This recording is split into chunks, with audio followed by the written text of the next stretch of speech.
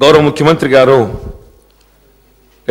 వాస్తవంగా సానుకూలంగా గిరిజనులకు సంబంధించిన బ్యాక్లాగ్ పోస్టులే కానివ్వండి, లేక వారసత్వ ఉద్యోగాల్లో భాగంగా మెడికల్ ఇన్వాలిడేషన్ పొందినటువంటి వారికి త్వరలోనే ఉద్యోగ అవకాశాలు కల్పిస్తామని చెప్పిన పేర్కొన్నందుకు వారికి ధన్యవాదాలు చెప్తూ, ముఖ్యంగా వారి ఇప్పుడు లేటెస్ట్ తీసుకున్నటువంటి ఈ వారసత్వ ఉద్యోగాలకు సంబంధించి ఏదైతే 11/10/2016 కట్ ఆఫ్ డేట్ పేర్కొనడం జరిగిందో, ఈ 11/10/2016 కట్ ఆఫ్ డేట్ పేర్కొంటూ ఒక సంవత్సరం ఏదైతుందో రిలాక్సేషన్ ఇవ్వడం జరిగింది. అంటే మిగిలింది ఒక సంవత్సరం మాత్రమే మనం అవకాశం కల్పించలేకపోతున్నాం. మీరు అంటే యాజ్ ఆన్ 11/10/2016 వరకు ఎవరైతే ఇప్పుడు అంటే రిటైర్మెంట్ అయ్యేటటువంటి పరిస్థితి ఉన్నటువంటి వారికి 1 year మధ్య కాలపోళ్ళు వారికి కూడా అవకాశం కల్పిస్తే అందరూ కూడా తృప్తి చెందుతారు. అధ్యక్ష, వారు అప్పుడు కూడా ఉదయం కూడా వారిని అడిగిన మాట, మిమ్మల్ని అడిగిన తర్వాత జీవన్ రెడ్డి గారు నేను పాజిటివ్గా తప్పేముంది పాపం ఒకసారి కదా ఇంతకాలం రాలేదని చెప్పి ఎండి గారితో అధికారులతో నేను మాట్లాడిన అధ్యక్ష. మాట్లాడిన వారు ఏం చెప్తున్నారంటే న్యాయపరమైన చిక్కులు వస్తాయని చెప్పి, మీరు కూడా న్యాయవాదే, నేను తప్పకుండా ఐఎమ్ విత్ ఏ పాజిటివ్ దీంతో ఉన్నాను, నేను నాకు పాజిటివ్ దృక్పథమే ఉంది, మీరు కూడా న్యాయవాది కాబట్టి ఆ విషయం ఏందో ఆ సింగరేణి ఎండి గారిని మీకు తెలియజేయమని చెప్పి నేను చెప్తాను, మీతో వారు డిస్కస్ చేస్తారు, మీరు గైడెన్స్ ఇవ్వండి. పాజిబిలిటీ ఉంటే మటుకు if there is no problem, legal problem, we will take it a positive this thing. ఒకవేళ ఇబ్బంది ఉంటే కూడా మీరు అర్థం చేసుకుంటారని చెప్పి నేను భావిస్తా ఉన్నాను అధ్యక్ష. అంటే అవసరం ఉంటే మీరు అడ్వకేట్ జనరల్ ఒపీనియన్ కూడా తీసుకోవచ్చు. ఎందుకంటే decision was taken on 4th November and circular was issued on 20th November. As it is మీరు ఏదైతే ఉందో రెట్రాస్పెక్టివ్ ఎఫెక్ట్ దాన్ని ఇంప్లిమెంట్ చేస్తున్నారు. మీరేది వారి అనుమానం ఒకటే ఉండి ఉంటుంది, రెట్రాస్పెక్టివ్ ఎఫెక్టివ్గా జీవో ఇంప్లిమెంట్ చేస్తున్నా అని చెప్పని అనుమానం ఉండి ఉంటుంది. మీరు ఆల్రెడీ రెట్రాస్పెక్టివ్ ఎఫెక్ట్ ఇంప్లిమెంట్ చేస్తున్నారు కాబట్టి that may not be problem I believe. ఏదైనా కానీ ముఖ్యమంత్రి సానుకూలంగా పరిశీలిస్తామని చెప్పినందుకు వారికి నేను ధన్యవాదాలు చెప్తూ, చివరిగా ఈ ఉద్యోగాలు ఏదైతే ఉందో ఒక టైం బౌండ్ షెడ్యూల్, ఎందుకంటే ఒకేకే దాదాపు 5-6 వేల మంది ఈ వారసత్వ ఉద్యోగాల అంటే అంటే రిటైర్మెంట్లో భాగంగా కోరుకునే అవకాశం ఉన్నది. మరి వీరికి అందరికీ ఏదైతుందో ఒక టైం ఫ్రేమ్ వర్క్ లోపల ఒక 6 months లోపల సరే ఇప్పుడు ఈ ఏదైతే మీరు ఇచ్చినటువంటి ఒక అవకాశాన్ని ఆసరా చేసుకొని ఈ కార్మికులు ఏదైతే వయోపరిమితి రిటైర్మెంట్ పొందబోతున్నారో వారి పిల్లలకు మన ఉద్యోగ అవకాశాలు కల్పించబోతున్నారు. ఆ కల్పించే ఉద్యోగం అనేది ఏదైతున్నదో ఇప్పుడు కార్మికుడు రిటైర్డ్ అవుతున్నాడు కాబట్టి ఖాళీ ఏర్పడుతుంది మనకు ఎట్లాగో, ఆ ఖాళీలోనే ఈ నియామకం వస్తుంది.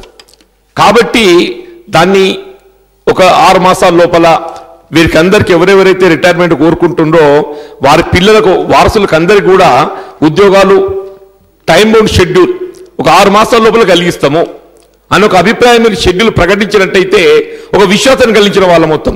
లేకుంటే ఏమవుతుంది, ఇప్పుడు మీరే అన్నారు గతంలో ఏదైతుందో సంవత్సరానికి 200 మందికి 300 మందికి ఇచ్చిందని చెప్పని, అట్లా కాకుండా మనం ఒక 6 మాసాల లోపల మీరు మీ fix up you go for time మీరు ఏది పెడతారు అనేది ఒక 6 మాసాలు పెడితే బాగుంటుందని భావిస్తున్నాను.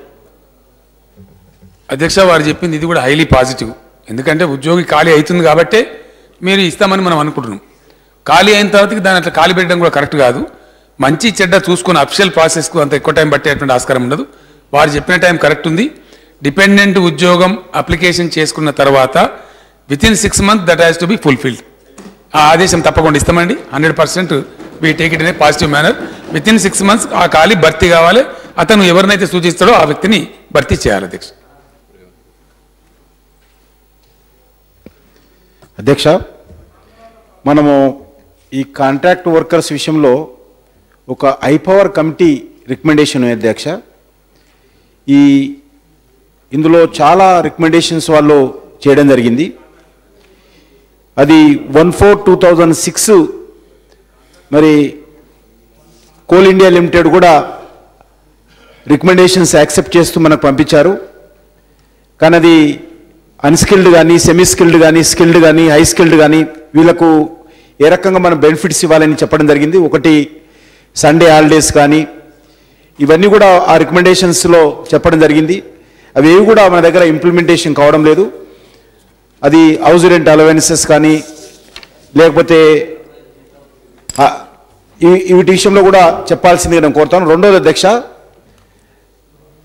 ఈ యొక్క జేబీసీసీఐ క్యాడర్ స్కీమ్ ఏదైతున్నదో వాళ్ళు కూడా మైన్స్లో, ఈఎండ్ఎంలో, శాంప్లింగ్ పర్సనల్లో, సర్వేలో, పర్సనల్లో, పారామెడికల్లో, డ్రిల్ ఆపరేటరు, క్లర్కల్ వీళ్ళకి సంబంధించి కూడా రికమెండేషన్స్ ఇవ్వడం జరిగింది. అవి కూడా పెండింగ్లో ఉన్నాయి అధ్యక్ష. వాటి విషయం కూడా ఆలోచన చేయాల్సిందిగా నేను కోరుతా ఉన్నాను. అదేవిధంగా అధ్యక్ష, ఈరోజు నేను ఇంతకుముందు చెప్పినట్టు ఈ యొక్క మీరు ఈ ఏ రకంగానైతే రిటైర్మెంట్ అవుతున్నారో 12th ప్లాన్లో 15,000 మంది రిటైర్ కాబోతున్నారు. 13th ప్లాన్లో 22,000 మంది రిటైర్ అవుతున్నారు. సమాంతరంగా ఈ రిటైర్మెంట్ ఉన్నటువంటి వాళ్ళందరితో పాటు అదనంగా కూడా పోస్టులు ఈ న్యూ మైన్స్కి మన అవసరం ఉంటుంది. కాబట్టి ఈ రిటైర్మెంట్కు కాకుండా అదనంగా కూడా రిక్రూట్మెంట్ చేసుకోవాల్సినటువంటి అవసరం ఉంది. దానికి ఏమన్నా ప్లాన్స్ ఉన్నాయా చెప్పాల్సిందిగా కూడా నేను మరి ప్రభుత్వాన్ని కోరుతా ఉన్నా అధ్యక్ష.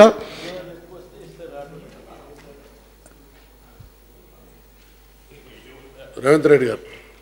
సార్, ఆ ప్రాంతంలో అధ్యక్ష రేవంత్ రెడ్డి గారు. కిషన్ రెడ్డి గారు చెప్పిన దానిలో అవుట్ సోర్సింగ్ ఉద్యోగస్తులు కాంట్రాక్ట్ ఎంప్లాయీస్ అన్నారు. వారు కాంట్రాక్ట్ ఎంప్లాయీస్ లేరు అధ్యక్ష సింగరేణిలో. అవుట్ సోర్సింగ్ కూడా మన దగ్గర లేరు అధ్యక్ష, సింగరేణితో లేరు. సింగరేణిలో వర్క్స్ చేసేటువంటి కాంట్రాక్టర్స్, కాంట్రాక్టింగ్ ఏజెన్సీస్ వాళ్ళు వేరియస్ ప్లేసెస్ ఉంటారు అధ్యక్ష. ఇంతకుముందు అయితే మోస్ట్లీ నెల్లూరు ప్రాంతం, ఆంధ్ర ప్రాంతం నుంచి, ఆ ప్రాంతం నుంచి ఉందరు. వాళ్ళు ఒక ఈ వర్కే చేయరు అధ్యక్ష, సింగరేణి పని చేయరు. వాళ్ళు రకరకాల కాంట్రాక్ట్ చేస్తూ ఉంటారు. కాబట్టి అక్కడ out sourcing workers, contract workers మన సింగరేణిలో లేరు. వాళ్ళు సింగరేణిలో పనిచేసే కాంట్రాక్టర్ల యొక్క అవుట్ సోర్సింగ్ తప్ప సింగరేణికి సంబంధం లేదు అధ్యక్ష. కాబట్టి అది లేదు. మిగతా ఇతర సిబ్బంది గురించి జేబీసీసీఐ రూల్స్ గురించి వారు చెప్పినారు. సింగరేణి ఆల్రెడీ దాన్ని మనం ఫాలో చేస్తున్నాం. ఆ రూల్స్ ప్రకారమే సింగరేణి కూడా ఆ నామ్స్ ఫాలో చేస్తున్నది అధ్యక్ష. రేవంత్ రెడ్డి గారు. సార్, చాలామంది ఉద్యోగులకు, కొత్తగా ఉద్యోగాలు ఇచ్చే వాళ్ళకు ముఖ్యమంత్రి గారు చాలా స్పష్టతనిచ్చారు. అయితే ప్రధానంగా ఇక్కడ పనిచేస్తూ చిన్న చిన్న కారణాల చేత డిస్మిస్ అయిన వాళ్ళు కూడా వేల మందిలో ఉన్నారు అధ్యక్ష. కాబట్టి ముఖ్యమంత్రి గారు డిస్మిస్ అయిన ఉద్యోగస్తులను చాలా రోజుల నుంచి తిరిగి తీసుకోమని గతంలో చాలా రాజకీయ పార్టీలు అక్కడ వెళ్ళినప్పుడల్లా వాళ్ళకి హామీ ఇవ్వడం జరిగింది.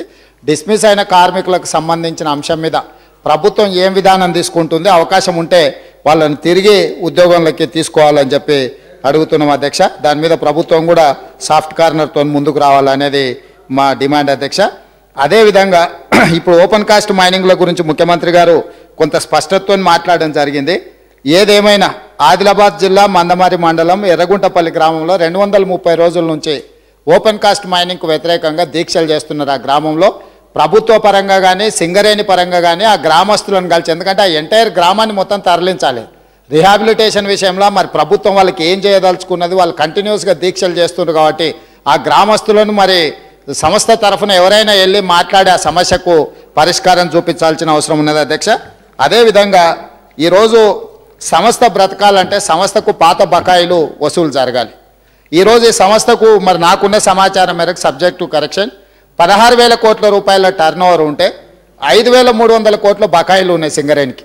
ఈ 5,300 కోట్లలో తెలంగాణ జెన్కో 2,572 కోట్లు బకాయి ఉంది. ఏపీ జెన్కో 1,775 కోట్ల బకాయిలు ఉన్నాయి.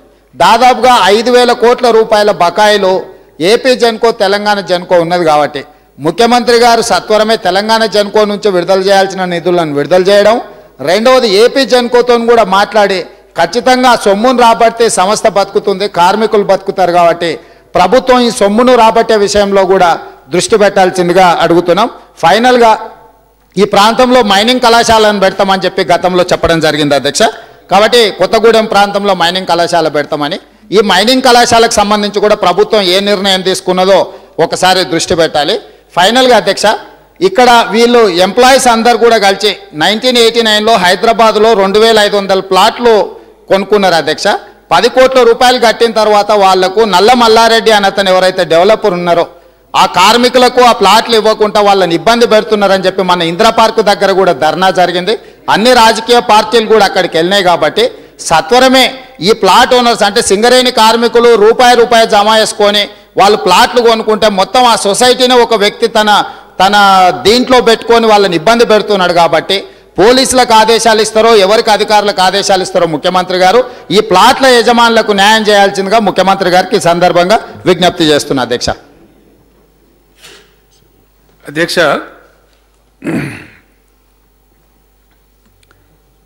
మిత్రులు రేవంత్ రెడ్డి గారు ఈ ఎర్రగుంట్లపల్లి అనే ఊరు వాస్తవానికి వాళ్ళు ధర్నా చేస్తున్నది వేరే కాదు అధ్యక్ష, రివర్స్లో ఉంది. ఆ ఊరు తీసుకునే అక్కర సింగరేణి లేదు. Singareni do not want to acquire that village. తీసుకోమని వాళ్ళు ధర్నా చేస్తున్నారు అధ్యక్ష. కారణం just there may be A reason. Pollution వస్తుంది, మాకు ఉండలేమనే పరిస్థితి కావచ్చు, లేదా ఇంకోటి కావచ్చు. మమ్మల్ని అక్వైర్ చేయండి, తీసుకోండి అని ధర్నా చేస్తున్నారు అధ్యక్ష. It's a fact sir. లేదు, నా ఇన్ఫర్మేషన్ కరెక్ట్. లోకల్ ఎమ్మెల్యే గారు తప్పకుండా చేద్దాం, మీరు కూడా వెరిఫై చేసుకోండి. మమ్మల్ని తీసుకోండి అని అడుగుతున్న వాళ్ళు, ఎందుకంటే మేము పొల్యూషన్ భరించలేమని కావచ్చు, ఇంకోటి కావచ్చు. బట్ ఎనీవే ఇంకోటి కూడా జరిగింది అధ్యక్ష, నాకు కూడా ఇటువంటి ఒకటి దృష్టికి వచ్చింది. మన ఎన్టీపీసీ పక్కకు ఉంది అధ్యక్ష, పెద్దపల్లి నియోజకవర్గంలో ఒక గ్రామం ఉంటుంది. ముందు వాళ్ళకి ఏం రాదన్నారు, పాపం మా పరిధిలో రాదని వాళ్ళకి విలేజ్ అక్వైర్ చేయలే. ఉద్యమంలో భాగంగా నేను పోతా ఉంటే మీరు కొద్దిగా చూసిపోయిన సార్ నేను పోయిన అధ్యక్ష. తెల్లారులేసా కూడా కాటేడు బూడిది పేరుకొని పోతూ ఉంటుంది. యాష్ ఫ్రీ అని వాళ్ళు అన్నారు, కానీ యాష్ ఫ్రీ లేదు. ప్రాక్టికల్గా చూస్తే, ప్రొడక్షన్లకు వచ్చినాక చూస్తే పేరుకపోతుంది. నన్ను అడితే నేనే డిమాండ్ చేసి పెద్ద గందరగోళం చేసాం అధ్యక్ష, దీన్ని తీసుకోవాలి, విలేజ్ని రిహాబిలిట్ చేయాలని చెప్పి. ఏదైనా ఎర్రగుంటపల్లి గ్రామం కథ ఏందో అది తప్పకుండా అక్కడ ఎమ్మెల్యే గారు కూడా చెప్దాం, ఆ జిల్లా మంత్రి గారు కూడా రాసుకున్నారు. ఇప్పుడు అది ఏం చేయాలనో తప్పకుండా దానికి రిలీఫ్ అయ్యేటట్టు, ఆ ప్రజలకు లాభం జరిగేటట్టు చేద్దాం అధ్యక్ష. సింగరేణికి రావాల్సినటువంటి బకాయిల గురించి చెప్పిన మిత్రుడు, అది కూడా కరెక్టే. అది ఆంధ్ర రాష్ట్రం మనతో పెడుతున్నటువంటి పంచాయతీ యొక్క పంచాయతీ అధ్యక్ష. ఆంధ్రప్రదేశ్ రాష్ట్రానికి మనకున్న తగాద, ఆ పవర్ ఇస్తామని ఇయ్యమని ఇక రకరకాలుగా వెరసి వాళ్ళు బకాయి పెడుతున్నారు, మనం కూడా బకాయి పెడుతున్నాం. అది తెగకపోవడం వల్ల అది ఈ మధ్య బహుశా ఆంధ్రప్రదేశ్ ముఖ్యమంత్రి గారు నాకు మొన్న మాట్లాడినారు రాజ్భవన్లో. ఒక ముగ్గురుతో వాళ్ళ సభ్యుల్ని కమిటీ చేసిన అధ్యక్ష. ఈ పంచాయతీ ఇట్లున్నాయి కదా, మన ఇంటికి నేను పరిష్కారం చేసుకుందామా, ఎందుకు అనవసరంగా అని చెప్తే మంచిదన్నారు. వాళ్ళు ఒక ముగ్గురు మంత్రులతోని, మనం కూడా ఒక ముగ్గురు మంత్రులతో కమిటీ ఇచ్చినాం. బహుశా వాళ్ళు ఈ షార్ట్ పీరియడ్లో మీట్ అవుతారని అనుకుంటా ఉన్నా. Once they meet, so many issues will be resolved. I think this issue also will be resolved, so that Singareni gets the dues. అధ్యక్ష, ఇంకోటి మిత్రులు డిస్మిస్డ్ ఎంప్లాయీ గురించి చెప్పినారు. డిస్మిస్డ్ ఎంప్లాయీస్ విషయంలో నాకు కూడా వారికి ఉన్న అభిప్రాయమే ఉండే. కానీ ఎంప్లాయీ డిస్మిస్ కావడానికి అధ్యక్ష చాలా కారణాలు ఉంటాయి, ఇండిసిప్లిన్ కూడా ఉంటుంది. మనం కూడా ఎగ్దం అరాచకాన్ని ప్రోత్సహించడం కూడా మరి సంస్థ నడవదు. డిస్మిస్డ్ ఎంప్లాయీస్లో న్యాయబద్ధంగా ఉంటుంది. నాకు మా ఓదేల్ గారు కూడా చెప్పినారు ఒకసారి, కొద్దిమంది ఉన్నారు వాళ్ళని అన్యాయంగా తీసేసినారు, వాళ్ళని తీసుకోవాలని చెప్తే నేను చెప్పినా వాళ్ళని పరిశీలించి సానుభూతి తీసుకున్నారు అధ్యక్ష. దీని మీద నేను టోటల్గా రిజెక్ట్ చేస్తలేను. డిస్మిస్డ్ ఎంప్లాయీస్లో ఎవరైనా అక్రమంగా అన్యాయంగా తొలగించబడి ఉంటే, అధికారుల యొక్క తప్పుల వల్ల, అధికారుల యొక్క అహంకారపూరిత వైఖరి వల్ల తొలగించబడి ఉంటే వాళ్ళకి న్యాయం చేద్దాం. కానీ టోటల్ మాత్రం నేను అష్యూరెన్స్ ఇవ్వలేను అధ్యక్ష. ఎందుకంటే వాళ్ళు డిసిప్లిన్ కూడా మెయింటైన్ కావాలి. ఇంత పెద్ద సంస్థలో ఇండస్ట్రియల్ రిలేషన్ మెయింటైన్ కావడంతో పాటు డిసిప్లిన్ ఉంటేనే సంస్థలు ముందుకు పోతాయి. కాబట్టి అంతకు మించి నేను వాగ్దానం చేయలేను. కానీ ఎవరికైనా అన్యాయం జరిగితే మట్టుకు అప్లై చేయమని చెప్పండి ఎండి గారికి, సానుభూతిని పరిశీలించి తప్పకుండా అన్యాయంగా కనుక తొలగించబడితే వాళ్ళకు న్యాయం చేస్తారు అధ్యక్ష. The House is adjourned to meet again at 10 a.m.